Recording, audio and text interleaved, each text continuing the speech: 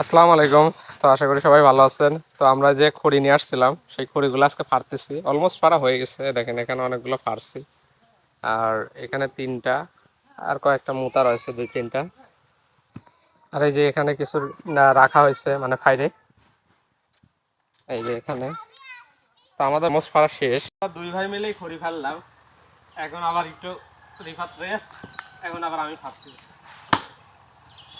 মাঝে মাঝে মেহনতের কাজও করা লাগে, তা না হলে পরে মানে শরীরে জং লেগে যায়। এটা কি, এটা আর পাতলা করার দরকার নেই, হালকা একটু ভিজা আছে, রোদে শুকাইলে পরে খুব ভালো জ্বলবে। এইবারে এটা একটু ট্রাই করে দেখি।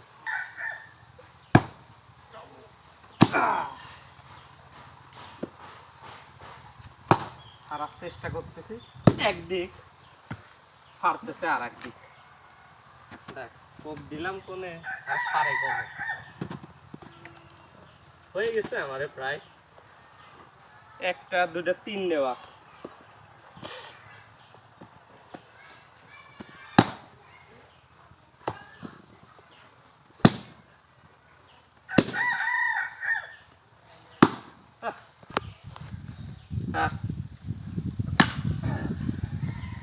এই খড়িটা কি ইজি হবে, খাইলে গেছে অলরেডি।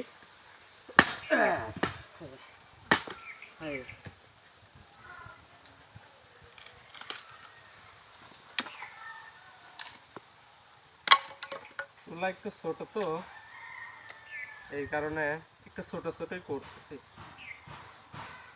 যাতে পুরাতে সুবিধা হয় আর কি।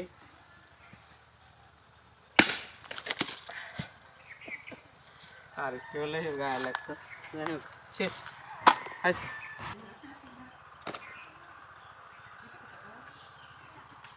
মোটা ক্লিয়ার। খড়ি শুকানোর নিনজা টেকনিক দেখেন, এইভাবে সুন্দর করে সাজায় রাখলে পরে খুবই তাড়াতাড়ি খড়ি শুকায় যাবে। আর আমাদের খড়ি অলরেডি শুকায় গেছে।